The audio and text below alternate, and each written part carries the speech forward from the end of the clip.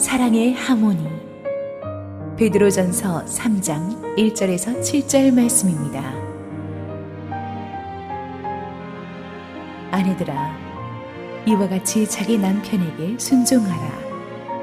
이는 혹 말씀을 순종하지 않는 자라도 말로 말미암지 않고 그 아내의 행실로 말미암아 구원을 받게 하려 함이니, 너희의 두려워하며 정결한 행실을 봄이라.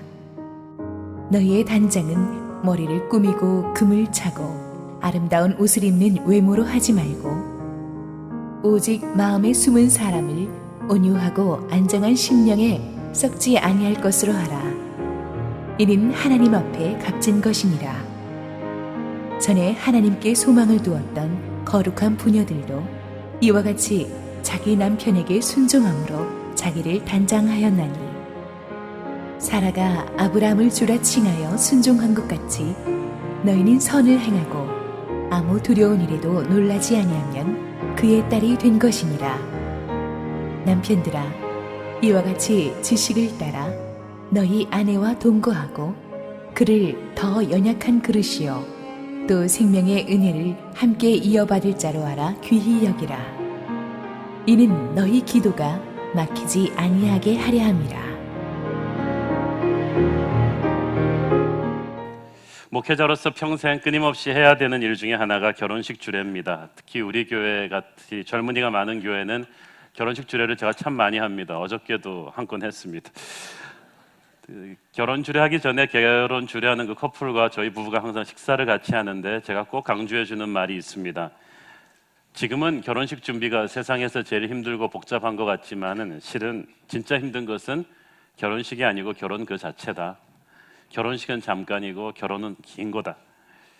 30여 년 전에 제가 처음 미국으로 이민 갔을 때 그 당시 미국의 이혼율이 40%라는 말을 듣고 저는 깜짝 놀랐습니다. 그런데 최근 통계를 들으니까 우리나라 이혼율이 그 정도입니다. 작년 통계로 한국에 1년에 33만 6천 쌍 정도가 결혼을 했는데 11만 6천 쌍 정도가 이혼을 했습니다. 34%를 넘어서 이제 조금 있으면 40%에 육박하게 될 것이라고 합니다. 이혼하는 이유는 경제적인 문제가 가장 많았고 그 다음이 배우자의 외도, 성격 차이, 가정폭력 등이었다고 합니다. 제가 더 쇼크를 받은 것은 이 크리스천 가정들의 이혼율이 일반 세상의 이혼율과 크게 다르지 않다는 점입니다. 이것 또한 우리가 세상 앞에서 참 고개를 들 수 없는 부끄러운 점 중에 하나죠.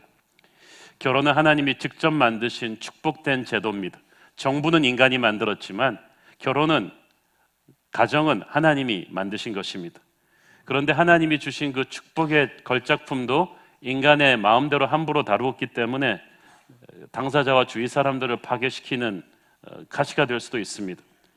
저는 개인적으로 인생에서 가장 중요한 만남 세 가지가 있다고 봅니다. 첫째는 예수 그리스도를 인격적으로 만나는 것이고, 둘째는 좋은 교회를 만나는 것이고, 세 번째는 좋은 배우자를 만나서 평생 행복하게 사는 것입니다. 아무리 명문대학 나오고 아무리 많은 것을 이루어도 결혼 생활이 불행하면 가정이 불행해지고, 가정이 불행하면 인생은 실패한 것입니다. 그래서 바울도 베드로도 초대교회에 보내는 목회 서신에서 공통적으로 아름다운 부부관계에 대해서 굉장히 많이 다루고 있습니다. 근데 우리 한국 부모들이 많이 잘못 생각하고 있는 것은 부부관계보다 자녀관계를 더 중요하게 생각한다는 것입니다. 마음 같아서는 하루도 같이 못 살겠는데 자식은 포기 못한다. 애들 장래를 생각해서 지금은 참고 산다는 부부들이 굉장히 많습니다. 그래서 애들 시집 장가 보내놓고 갈라서는 황혼 이혼율이 굉장히 높죠. 그러나 이것은 비성경적인 이야기입니다. 성경은 자녀관계보다 부부관계가 더 우선순위라고 말합니다. 자녀 교육의 기본은 건강한 부부관계에서부터 시작합니다. 아이들의 인격이 형성되는 것이 대부분 10세 미만인데 그 10세 미만의 가장 큰 임팩트가 바로 아빠, 엄마가 서로 사랑하고 존경하는 것입니다. 그래서 어떠한 고액, 과외보다도 중요한 것이 부부가 성경적으로 서로를 사랑하고 존경하는 것입니다. 오늘 가정주일에 그래서 저는 자녀교육 설교가 아닌 부부관계에 대한 설교를 하려고 합니다. 부부가 성경적으로 서로 사랑하고 존경하면 자녀교육도 반쯤 끝난 것입니다. 우리는 세상의 방법이 아닌 하나님의 말씀에 근거한 부부관계를 새롭게 만들어갈 것입니다. 우리 함께 기도하시고 하나님 말씀 보겠습니다. 사랑하는 아버지, 은혜를 감사합니다. 주님, 우리의 닫힌 마음 열어주시고 부서지고 있는 세상의 가정관계, 부부관계가 우리 안으로도 오염돼 들어와서 예수를 믿으면서도 부부 생활이 행복하지 않은 병든 부부들이 있다면 오늘 이 시간에 성령의 감동으로 새롭게 바뀌게 하여 주옵소서. 예수님의 이름으로 기도했습니다. 아멘. 본문 말씀을 보면 아내의 길과 남편의 길을 하나님께서 가르쳐 주십니다. 그런데 아내들에게 주는 지침은 6절이나 되는데 남편들한테 주는 지침은 딱 1절이에요. 어떤 집사님이 역시 남자는 안 말해도 알아서 잘하니까 하나님이 간략하게 말씀하시고 여자는 하나님도 잔소리를 좀 많이 해줘야 이 사람들이 알아듣는다고 그런 말씀을 하시는데 저는 같은 남자로서 이게 거꾸로라고 생각합니다. 원래 복잡하고 힘든 것일수록 매뉴얼이 깁니다. 자동차 운전 매뉴얼은 몇 페이지 안 돼요. 비행기 조종 매뉴얼은 이렇게 두껍잖아요. 아내의 길이 남편의 길보다 훨씬 더 섬세하고 예민하고 중요하다고 하나님이 보셨기 때문에 아내에게 주는 매뉴얼이 긴 거예요. 이렇게 처음부터 자매님 분들에게 아부하고 시작하는 이 설교를 여러분이 은혜 받으시길 바랍니다. 중요한 포인트 첫 번째는 순종입니다. 1절을 함께 읽겠습니다. 시작. 아내들아 이와 같이 자기 남편에게 순종하라. 이는 혹 말씀을 순종하지 않는 자라도 말로 말미암지 않고 그 아내의 행실로 말미암아 구원을 받게 하려 함이니. 자, 여기서 순종이라는 헬라어의 뜻은 주어진 권위의 틀을 인정하고 자신의 주어진 위치를 감사함으로 받는다는 뜻입니다. 주어진 권위의 틀을 인정하고 자신에게 주어진 위치를 감사함으로 받는 거예요. 그러니까 여기서 말하는 순종을 유교에서 말하는 남존여비 사상과 똑같은 것으로 이해하시면 안 돼요. 성경이 아내가 남편에게 순종하라고 하는 것은 결코 여자가 남자보다 인격이나 실력이 모자라서는 결코 아닙니다. 오히려 더 나은 점이 많기 때문입니다. 남자 여자 둘 다 하나님의 형상대로 창조되었는데 그때 창세기 2장 말씀에 보면은 아내를 남자의 돕는 배필로 지으셨죠. 여기 돕는 배필의 suitable helper예요. 남자를 도와주는 사람이에요. 자, 여러분이 무슨 인생을 살면서 힘들 때 도와달라고 하는 사람이 평균적으로 여러분보다 잘난 사람입니까? 못난 사람입니까? 여러분이 돈 없을 때 도와달라고 하는 사람이 여러분보다 돈 없는 사람이에요? 많은 사람이에요? 많은 사람이에요. 공부 못하는 애가 이 문제 좀 풀어달라고 물어보는 사람이 공부 못하는 애입니까? 잘하는 애입니까? 잘하는 애죠. 자, 하나님이 여자를 남편의 돕는 자로 붙였을 때 그 말은 무슨 말이에요? 여자에게 남자에게 주지 않은 뭔가가 있다는 거예요. 도와주라고 붙인 것입니다. 그러므로 여자가 어떤 면에서 열등해서 남편을 도우라고 하지 않았고 순종하라고 하지 않았습니다. 오히려 능력 면에서는 요즘 기업체, 사법고시, 연수원, 방송, 언론사, 금융사 모든 부분에서 여자분들이 너무 무섭게 부상하는 바람에 요즘에 남녀 평등이란 남자도 좀 취직시켜 달라는 그런 뜻이라고 합니다. 여성분들의 능력이 얼마나 뛰어난지 몰라요. 근데 베드로가 말하고 있는 이 순종은 그러므로 능력과 인격이 모자라서 순종하는 것이 아니라 하나님이 세우신 권위와 질서를 위한 것입니다. 관계는 질서에서 나오거든요. 아무리 사랑하는 사이라고 해서 함부로 막대하면 그 관계 오래 못 갑니다. 질서는 권위에서 나옵니다. 그러므로 권위가 허물어지면 다 허물어져요. 평등이라는 것도 참된 권위 아래서 생기는 것입니다. 하나님의 권위가 무너지면 세상에서는 거짓 권위가 판을 칩니다. 하나님의 권위가 회복되면 평화와 자유가 세워져요. 요즘 모든 권위가 땅에 떨어진 분노와 불신의 시대가 되었습니다. 국가와 리더십들에 대한 그 권위에 대한 분노는 사실 가정에서 부모들에 대한 분노에서부터 시작됐어요. 부모의 권위가 바로 서면 아이들이 탈선하지 않아요. 하나님이 가정을 바로 세우기 위해서 남편에게 권위를 주셨고 그것을 아내가 존중하기를 명령하십니다.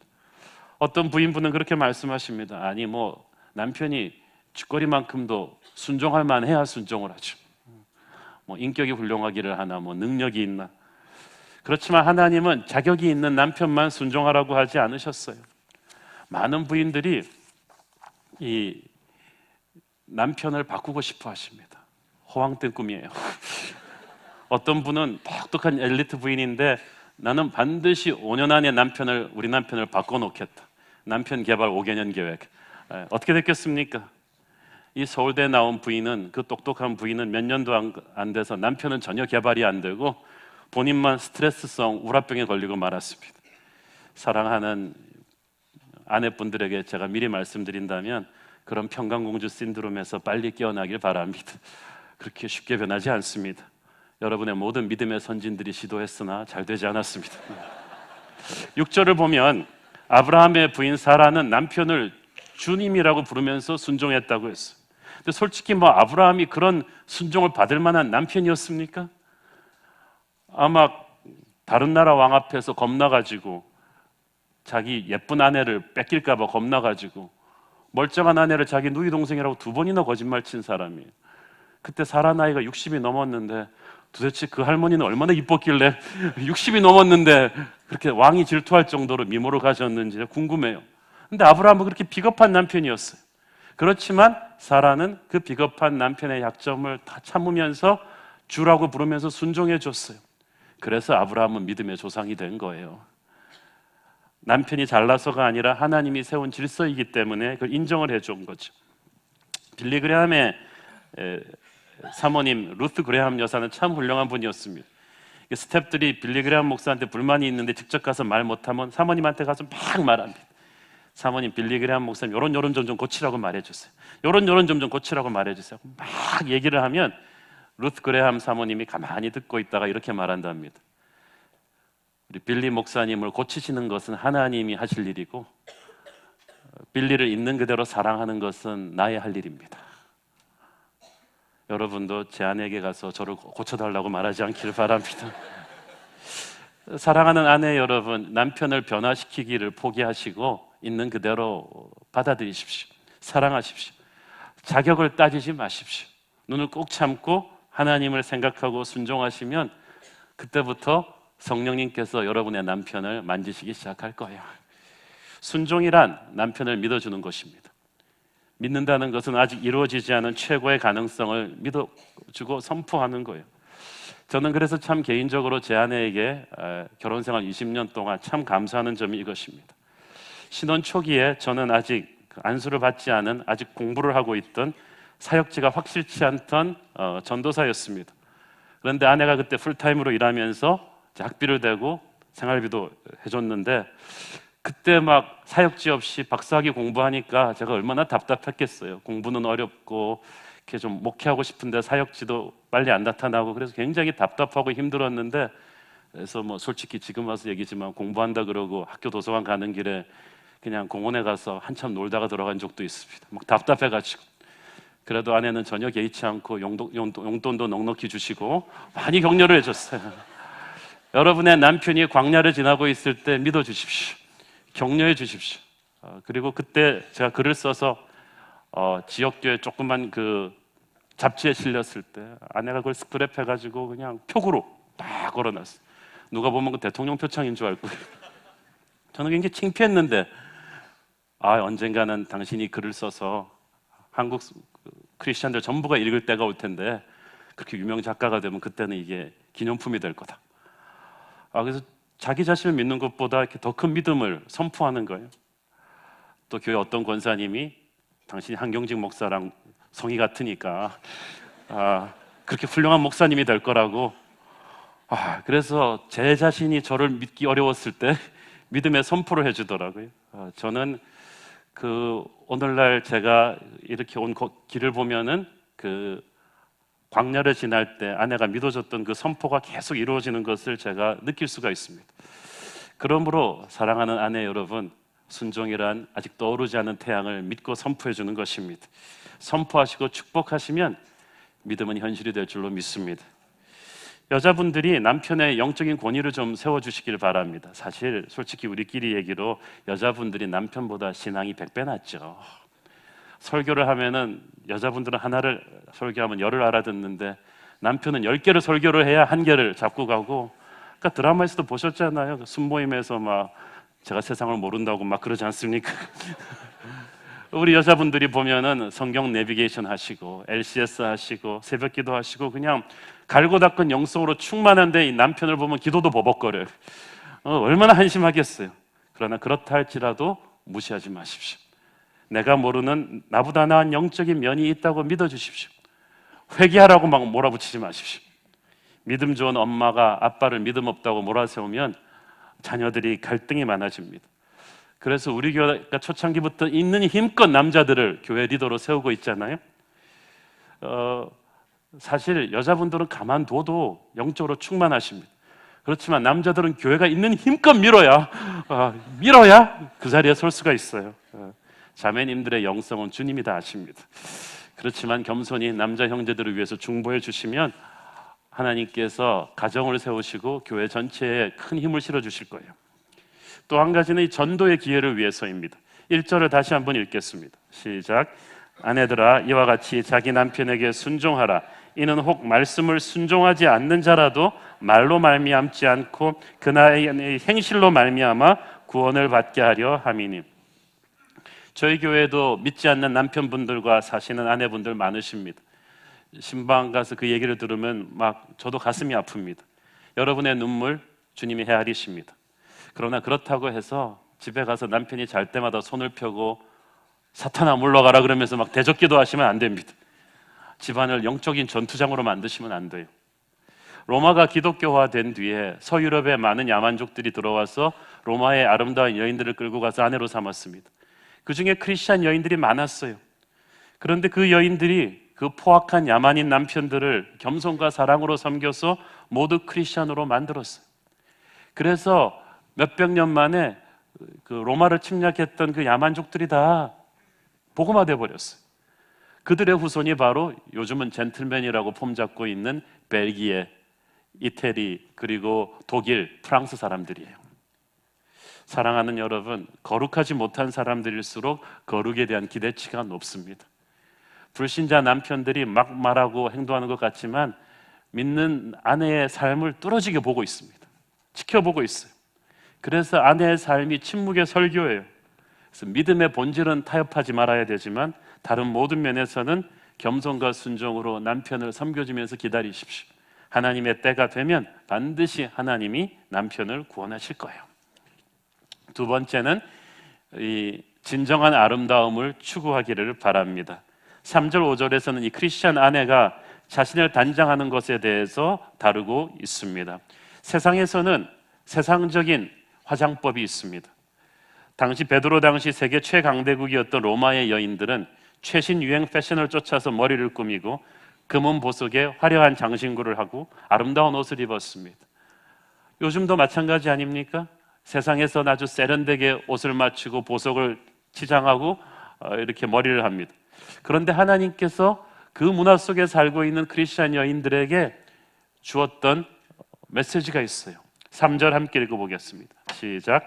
너희의 단장은 머리를 꾸미고 금을 차고 아름다운 옷을 입는 외모로 하지 말고. 여기서 단장한다는 헬라어 원어가 코스모스인데 영어의 cosmetics의 어근입니다. 그러니까 화장이라는 말이 여기서 시작된 거예요. 이 cosmetics라는 말은 코스모스, 즉 질서와 조화라는 의미를 담고 있어요.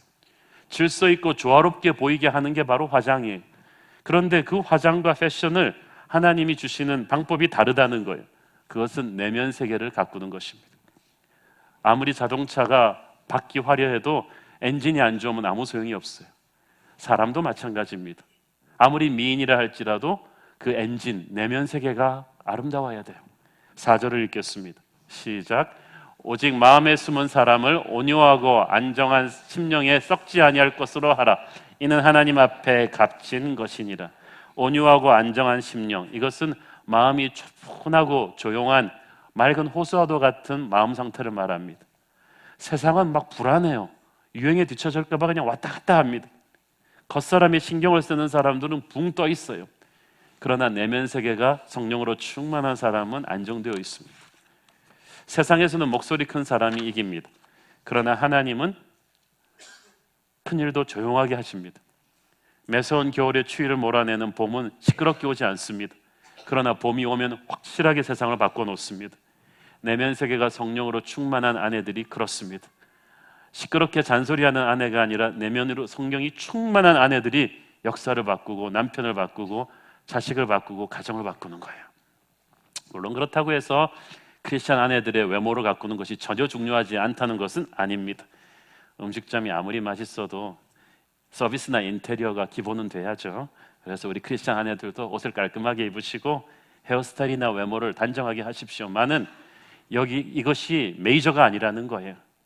본질적인 아름다움, 영적인 은혜가 여러분의 내면 세계 안에 충만하기를 바랍니다.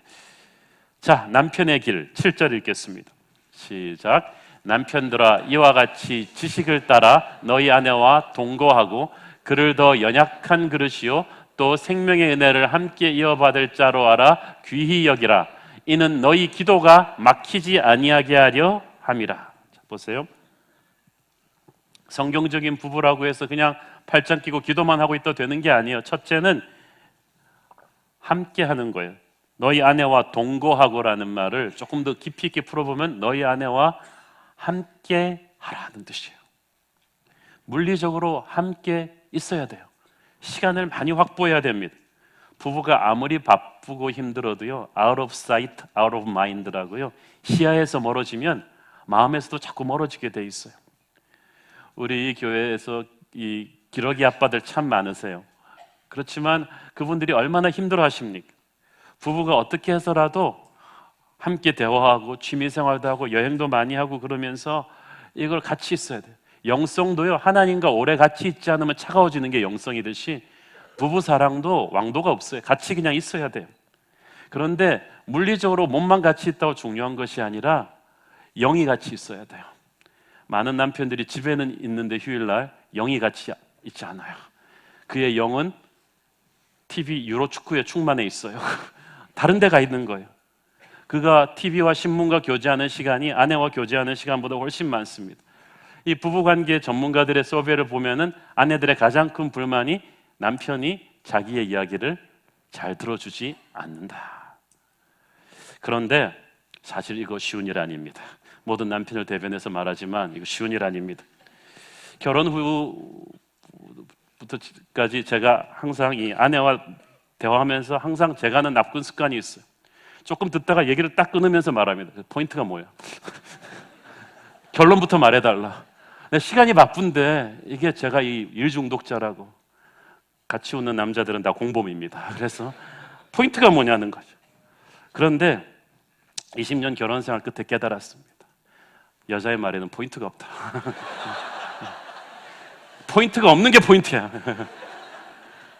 거기서 결론을 추출하려고 그러고 그리고 결론도 없어요. 본론도 결론도 없어요. 신묘막측합니다. 그냥 쫙 가는 거예요. 근데 중요한 거는 핵심 포인트는 처음부터 끝까지 모든 게 결론인 것처럼 들어주는 게 중요해요. 이 시장에 갔다 그러면 나는 무엇을 샀는가가 궁금하잖아요. 뭘 샀는지는 상관이 없어요. 가다가 만난 옆집 강아지와 들에 피어있는 모든 꽃과 그 과정에서 시장을 못 가도 상관이 없어요. 그냥 그 과정 전체를 들어주면서 당신의 이야기가, 당신의 고민이 내게 중요하다고 느끼게끔 하는 게 중요해요.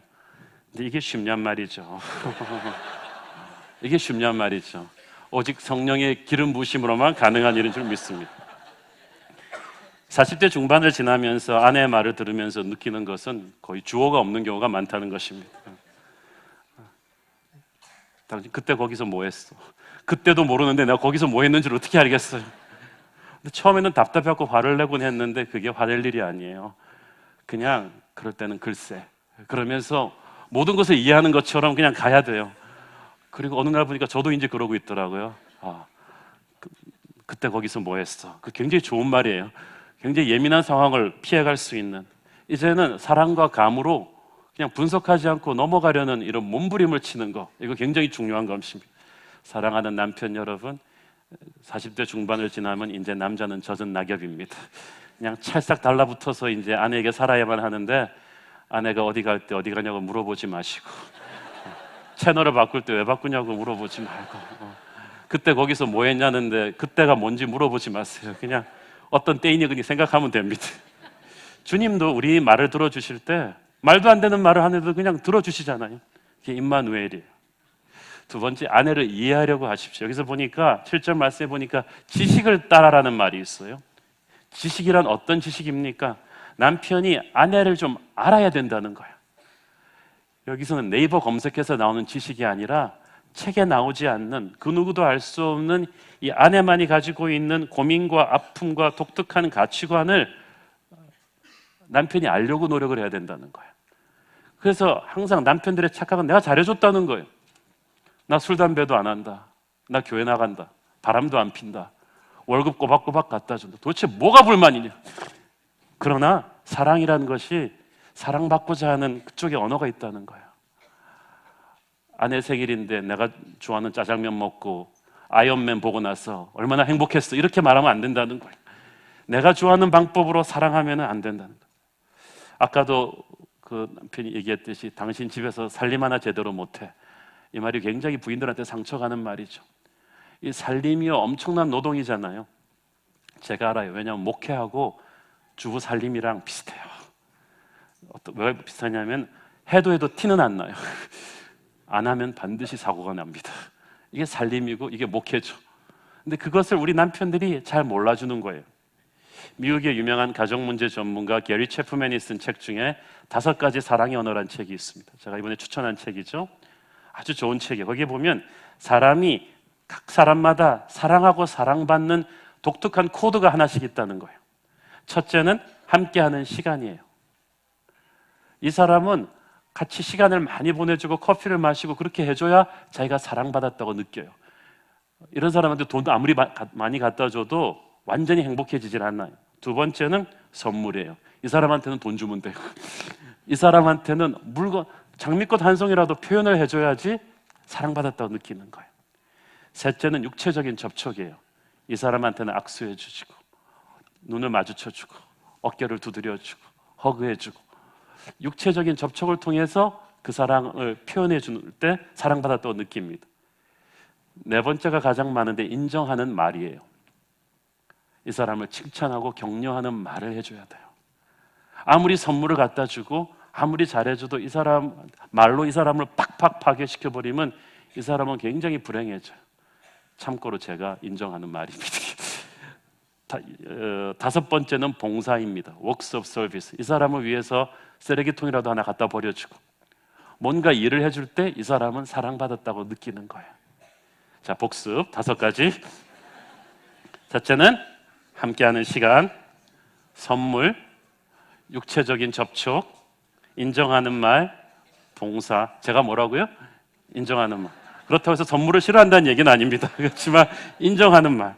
여러분도 여러분의 아내가, 배우자가 그 책을 읽어보시면 과연 어떤 코드가 이 사람의 사랑에 오는지를 아셔야 돼요. 부부 세미나 캠프에서 남편과 아내한테 각자 서로가 좋아하는 거 쫙 써보라 그러면 거의 남편은 80% 못 맞춘대요. 아내들이 맞춰요. 그러니까 성경에서 명령하는 거예요. 지식을 가져라. 아내를 알려고 노력해라. 이 정도 지식을 가지려면 필사적으로 노력해야 됩니다. 관찰해야 됩니다. 방언받는 것보다 어렵습니다. 그렇지만 노력하셔야 돼요. 세 번째로 귀하게 여겨야 합니다. 아내를 귀하게 여기라는 말에는 2가지 의미가 있는데, 첫째는 섬세하게 신경을 써주라는 뜻이고, 둘째는 그녀를 대할 때 말과 행동으로 존중해주라는 뜻입니다. 말과 행동으로 존중해줘라. 하나님께서 아내를 더 연약한 그릇이다 라고 말하는 게 참 재미있죠. 어떤 남편분은 말합니다. 목사님, 우리 아내 절대 연약하지 않아요. 그분은 다윗과 골리앗 설교 듣고 와서 제 아내가 골리앗이 아닐까요? 그렇게 얘기하던 분이에요. 연약하지 않은데 뭘 그렇게 대합니까? 제가 연약합니다라고 얘기합니다. 그러나 하나님은 연약하다고 하십니다. 가정폭력이 심각합니다. 지금 공부 많이 한 엘리트들이 아내를 구타하는 사람들이 많습니다. 크리스찬들도 많다고 합니다. 그런 습관이 있는 분이 있다면 여러분에 대해서, 집안에 또 자꾸 가정폭력이 대물림되는 데가 있어요. 여러분 대해서 끊기를 바랍니다. 오늘부터 끊기를 바랍니다. 언어폭력이 심한 분들도 많아요. 말로 아내의 인격을 막 짓밟는 거예요. 어떤 목사님이 그 신방을 가셨는데 그 부인이 아주 전형적인 클래시컬한 한국형 미인이더래요. 그런데 얼굴에 시름이 가득해요. 목사님이 이상하다. 근데 밥을 먹고 나서 커피를 내오는데 목사님 부부가 참 부인이 미인이세요 그랬더니 그 남편이 한다는 말이, 아예 뭐 한국 여자치고 저 정도 안 생긴 사람 누가 있습니까? 그 목사님이 딱 충격을 받아서 저래서 저렇구나. 이 남편은 습관적으로, 그리고 자기가 그게 사나이다운 거라고 생각하나 봐요. 아내를 사람들 앞에서 툭 깎아내리는 게 습관화되어 있는 거예요. 그렇게 쌓인 작고 작은 섭섭함과 상처들이 모여서 가슴에 큰 상처로 남습니다. 여러분, 주님이 우리의 신랑이라고 하셨는데 신랑 되신 주님께서 죄 많은 우리를 얼마나 귀하게 대하셨습니까? 성경에서 우리를 향해서 주님은 나의 사랑, 나의 어여쁜 자라고 하십니다. 단점 투성인데 우리를 보배롭고 존귀하게 여긴다고 하십니다. 사랑하는 남편 동지 여러분, 주님이 우리를 귀하게 대했듯이 여러분의 아내를 존귀하게 대하기를 바랍니다. 남편들에게 주는 하나님의 경고가 나오죠. 아내를 귀히 여기라, 그렇지 않으면 너의 기도가 막힐 것이다. 제가 기도책에도 썼지만 성경에서 기도가 끊어진다는 말이 여기서 유일하게 나옵니다. 남편이 가정의 영적인 제사장으로서 기도할 일이 얼마나 많아요. 남편의 기도가 뚫려야 하늘문이 열리고 그 가정에 문제가 해결이 되고 축복이 들어올 텐데, 남편의 기도가 막힌다는 것은 그 가정의 영적인 은혜가 마비된다는 거예요. 여러분 인생에서 다른 건 다 막혀도 좋은, 돈줄은 막혀도 뚫을 수 있어요. 기도줄은 막히면은 다른 모든 게 다 막히는 거예요. 돈줄이 막혀도 기도하면 뚫어요. 사람과 관계가 파괴돼도 기도하면 뚫어요. 그렇지만 기도줄이 막히면 소망이 없습니다. 최악의 상황입니다. 그래서 기도줄이 안 막히려면 어떻게 해야 돼요? 아내를 귀히 여겨야 합니다. 아내의 가슴에 심었던 서러움을 회개하셔야 됩니다. 누구 말할 대로 성경이 너무 무섭대요. 사람이 목에 기도가 막히면 죽잖아요. 그런데 기도가 막힌다는 거예요. 그거는 영적인 숨통을 끊어버리겠다는 거예요. 저는 한국말이 너무나 은혜로운 말이라고 생각해요. 오늘 여러분의 기도의 혈이 뚫리기를 바랍니다. 하나님은 우리 부부관계를 통해서 신랑 되신 예수 그리스도와 신부된 교회의 관계를 깨닫기를 원하십니다. 오래전에 제가 소개했던 그 켄 가이의 책 묵상하는 삶에 소개된 남북전쟁 당시에 한 북군 소령이 고향에 두고 온 아내에게 남긴 편지의 한 부분을 인용해 보겠습니다. 이 소령은 사라라는 이름을 가진 아내에게 편지를 썼는데 곧 그 다음날 엄청나게 큰 전투를 앞두고 있었습니다. 내 사랑하는 사라에게, 당신을 향한 내 사랑에는 죽음이 없어. 당신과 함께했던 복된 날들의 추억이 주마등처럼 스쳐가오. 그토록 오랜 세월 그런 날들을 누릴 수 있었던 것에 대해 하나님과 당신께 깊은 감사를 느낀다오. 내가 이번 전쟁에서 살아 돌아가지 못한다고 해도 내가 얼마나 당신을 사랑했는지 잊지 마시오. 마지막 호흡이 내 몸을 떠날 때 당신의 이름을 속삭이라는 것도 당신한테 입힌 많은 아픔과 많은 실수를 용서해 주시오. 당신의 행복에 묻은 작은 얼룩조차 내 눈물로 모두 닦아내고 싶구려. 만일 죽은 자가 이 땅에 돌아와 사랑하는 이들 주변을 보이지 않게 날아다닐 수 있다면 나는 언제나 당신 곁에 있을 거요. 가장 행복한 날도 가장 어두운 밤도 언제나 언제까지나 당신의 뺨에 미풍이 불거든 그것은 나의 호흡이라오.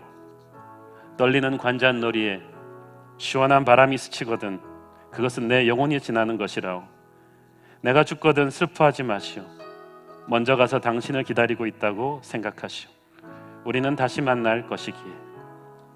남편 설리번 소령은 이 편지를 쓰고 그 다음날 벌어진 전투에서 전사했습니다. 교회는 주님의 신부라고 했습니다. 설리반 소령과 같은 남편의 지극한 사랑은 바로 우리를 향한 우리 주님의 지극한 사랑입니다.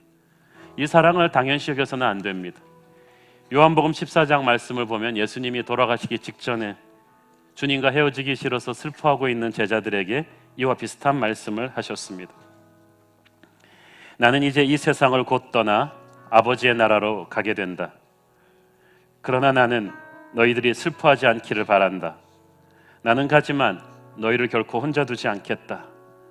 내가 보낼 나의 영이, 성령이 너희에게 위로가 필요할 때 너희 이마 위를 바람처럼 스치며 내 사랑을 속삭여 줄 것이다. 나는 언제나 너희 곁에 있다. 가장 즐거울 때도 가장 어두운 밤에도 나는 너의 옆에 있어 너를 도와줄 것이다. 나는 너희 있을 곳을 준비하러 간다. 너희를 맞아들여 나 있는 곳에 너희도 영원히 있을 수 있도록. 하나님께서 우리에게 부부를 주신 이유는 그것을 통해서 신랑 되신 예수 그리스도의 우리를 향한 마음을 느끼게 하기 위함이십니다. 오늘 이 자리에서 부부 생활만 생각하고 주님을 모르시는 분이 있다면 예수 그리스도를 만나는 축복이 있기를 바랍니다. 우리 중에는 사랑하는 남편이나 아내를 먼저 하늘나라로 보낸 분들도 하나님이 격려하기를 원하십니다. 외로워하지 마십시오. 서러워하지 마십시오. 영원하신 신랑 되신 예수님이 여러분 곁을 떠나지 않고 지켜주고 계십니다. 저희 교회 짧은 역사에 벌써 30대 남편분을 하늘나라로 떠난 분들이 계십니다. 그분들에게 물어보십시오. 살아있는 한순간 한순간이, 함께 있는 순간이, 우리가 당연시하고 있는 함께 있는 나날들이 얼마나 큰 축복이었는가를, 지금 옆에 있는 남편과 아내의 존재를 너무 당연시하면서 무덤덤하게 살아온 분들이 있다면 오늘 우리 회개합시다. 여러분의 남편이, 아내가 하나님의 선물임을 알고 계십니까? 지금껏 남편을 은근히 무시하거나 아내에게 함부로 했었다면 오늘 말씀 앞에서 우리 함께 회개합시다. 오는 것은 순서가 있지만 가는 것은 우리 마음대로 안 됩니다. 우리 함께 이 세상에서 살아갈 수 있는 날이 얼마 많지 않습니다. 하지만 이미 잘하고 계신 분들도 많으십니다. 하나님이 여러분의 가정을 기뻐하십니다. 부부가 함께 있다면 한번 서로를 마주 보십시오. 저를 보지 말고 서로를 마주 보십시오. 서로를 존경하십시오. 사랑하십시오. 이 땅에서 우리가 함께하는 시간이 너무 짧습니다. 서로 사랑하고 존경하며 하나님의 나라가 이 땅에 임하기를 바랍니다. 기도하겠습니다. 사랑하는 아버지, 은혜를 감사합니다. 우리가 너무나 당연시하게 살았던 우리 사랑하는 아내와 남편을 정말 주님이 우리를 품고 사랑하셨듯이 우리도 깊이 품고 사랑하게 하여 주옵소서. 남편에게, 아내에게 너무나 함부로 했던 우리를 용서하여 주시고 예수 그리스도의 사랑으로 서로 믿고 축복하고 사랑하게 하옵소서. 예수님의 이름으로 기도했습니다. 아멘.